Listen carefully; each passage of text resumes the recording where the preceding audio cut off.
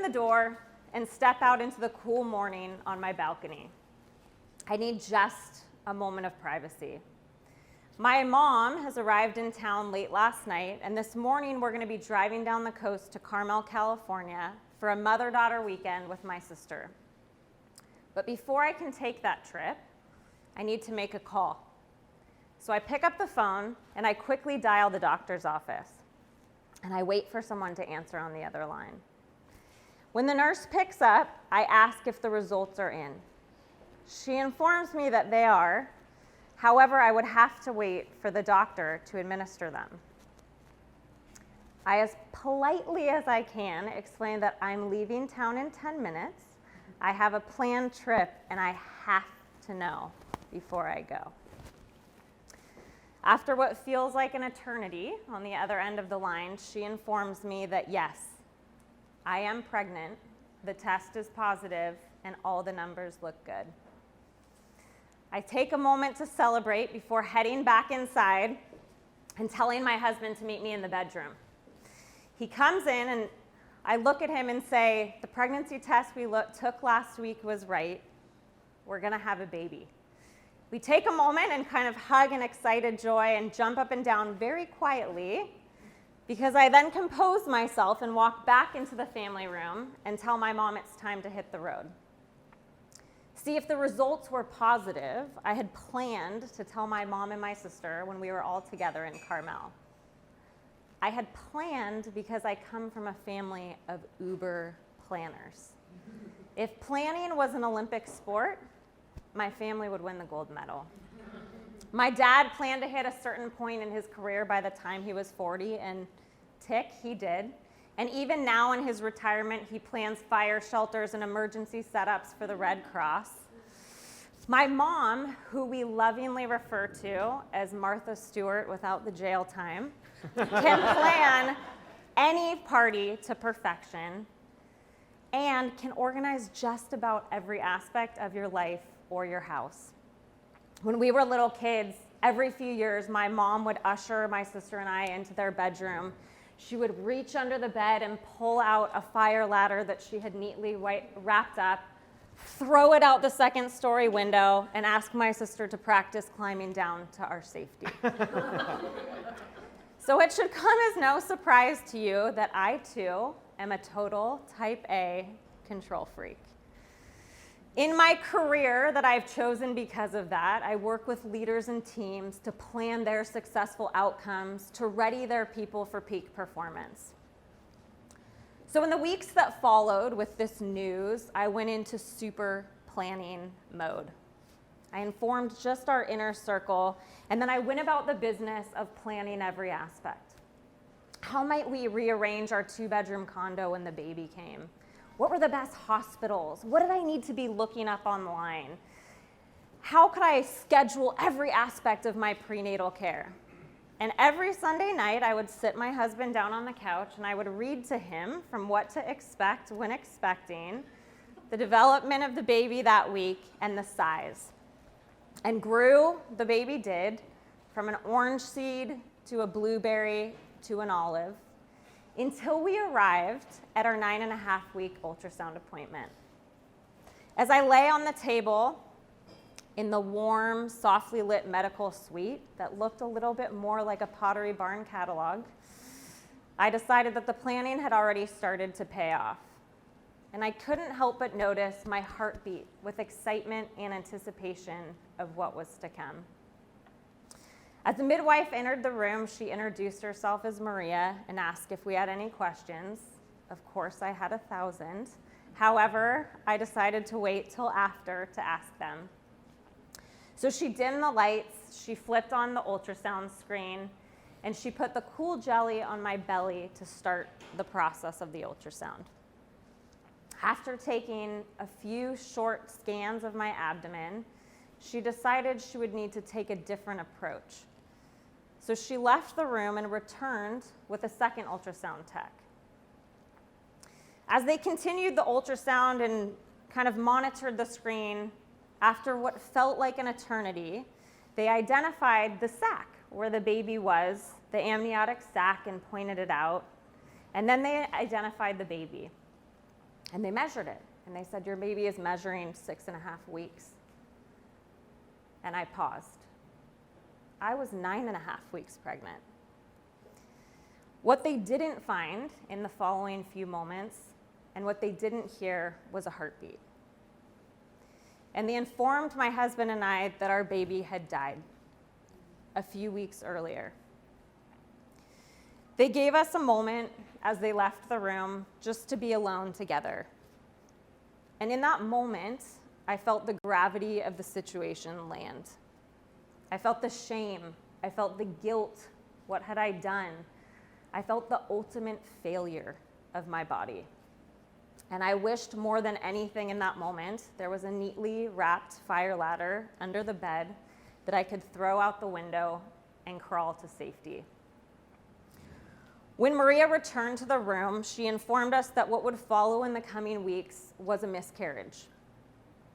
A miscarriage whose literal definition is an unsuccessful outcome of something planned. I had not planned for this. She also informed me that I would need to return to the office the following week to confirm and see if my body had started the process on its own. We left the office that day in a bit of a haze, and I steeled myself against the emotions that would follow. It seemed all too many people announced their pregnancy to me in the coming days, and every mother on the street had a newborn baby to hold. When I arrived back in the office on the Monday, another confirmation, nothing had happened. I had 3 choices that I could decide between. The first was to wait, to see if my body would catch up and do the work it needed to do to release the pregnancy. The second was schedule a procedure where they would put me under and remove the baby. Or the third was to take a series of pills at home, release the pregnancy, and it would last anywhere from 12 to 24 hours. I then went about the process of planning my miscarriage. I decided I would take the pills from the comfort of my home, endure the 24 hours, and start the process of hopefully moving forward. I decided I would wait a week because I felt uncomfortable canceling the plans I had to facilitate an offsite for a client and let my coworkers down. So the following weekend, on the eve of our first wedding anniversary, I took those pills alone in the bathroom and endured the next 24 hours with my husband. And nothing I could have read online or planned would have prepared me for that, the physical and emotional pain. But what I did know is 24 hours is all I had to endure. So as those 24 hours came to an end and the pain started to subside, I saw the light at the end of the tunnel. We can move forward. What I did not plan for was for the next 6 weeks, that bleeding would start over and over and over again. And that every time it did, it was a reminder of my body's failure, of a plan that was unsuccessful. Wanting to kind of throw myself back into work, to make a plan, to execute, I continued with my day-to-day work schedule. I had clients to see, I had things to do, and so I found myself 3 weeks later standing in front of a group of leaders facilitating an offsite in Washington, D.C. And I felt the dread start to rise as I felt the all too familiar feeling of the gush of blood hit my thighs. I immediately diverted their attention to have a conversation and scanned the room for my coworker. When I caught his eye, I said, "I gotta go, you're in," and sprinted to the conference room bathroom. As I made it just in time, I sat down for what felt like the whole experience all over again. And in that moment, I realized that even my miscarriage had miscarried. The plan I had set out had failed once again. And in that moment, I knew I needed a different type of plan. One that focused less on me being a human doing and more on me actually being a human being. So plan I did. In that moment in the bathroom, I had to pause.